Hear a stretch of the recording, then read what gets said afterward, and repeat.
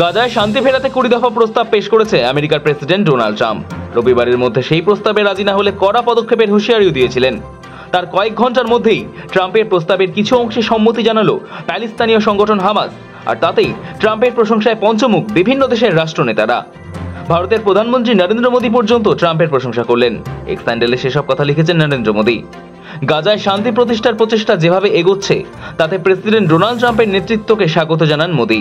পণবন্দীদের মুক্তি দেওয়ার ঘোষণা তাৎপর্যপূর্ণ এবং চূড়ান্ত নিষ্পত্তির পথে বড় উন্নতি। নয়াদিল্লি দীর্ঘদিনের অবস্থান ফের একবার মনে করিয়ে নরেন্দ্র মোদী বলেন, দীর্ঘমেয়াদী এবং স্থায়ী শান্তি প্রতিষ্ঠার লক্ষ্যে সব রকমের প্রচেষ্টাকে সমর্থন করবে ভারত। আরব দুনিয়ায় স্থিতিশীলতা এবং পুনর্গঠনের প্রয়োজন রয়েছে বলে উল্লেখ করেছেন ভারতের প্রধানমন্ত্রী। চলতি মাসে প্রেসিডেন্ট ট্রাম্প মোদীর একটি পোস্ট শেয়ার করেছিলেন। মোদী গাজায় শান্তি পরিকল্পনাকে স্বাগত জানানোর বিষয়টি তুলে ধরেন ট্রাম্প। ভারতের প্রধানমন্ত্রীর পোস্টে কোনো বাড়তি মন্তব্য যোগ করেননি মার্কিন প্রেসিডেন্ট। এটিকে কূটনৈতিক পদক্ষেপের চোখেই দেখছে দুনিয়া। দুই দেশের মধ্যে জটিল অথচ অন্যরকম একটি সম্পর্কের সমীকরণ মিলেছে এই ঘটনা প্রবাহ থেকে।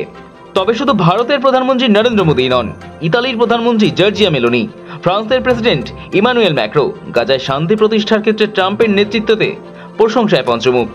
এমনকি রাষ্ট্রপুঞ্জের মহাসচিব অ্যান্টনি গুতারেসও হামাসের সিদ্ধান্তকে স্বাগত জানিয়েছেন। তার তরফে বিবৃতি দিয়ে বলা হয়, রাষ্ট্রপুঞ্জের মহাসচিব হামাসের বন্দী ফেরানোর সিদ্ধান্তকে স্বাগত জানাচ্ছে। গাজায় যুদ্ধ শেষ হোক। হামাসের বিবৃতি আসার পর ইসরায়েলকে অবিলম্বে গাজায় বোমাবর্ষণ বন্ধের নির্দেশ দিয়েছে ট্রাম্প।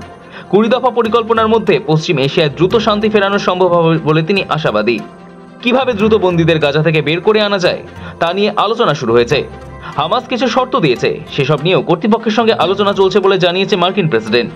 তবে রাষ্ট্রনেতারা যেভাবে ট্রাম্পকে প্রশংসায় ভরিয়ে দিচ্ছেন তাতে গাজায় শান্তি ফেরানোর গোটা কৃতিত্বই তিনি পাচ্ছেন বলে চর্চা শুরু হয়েছে। এতে ট্রাম্পের নোবেল শান্তি পুরস্কারের পাওয়ার দৌড়ে অনেকটাই এগিয়ে গেলেন তা বলার অপেক্ষা রাখে না। ব্যুরো রিপোর্ট, সময় কলকাতা।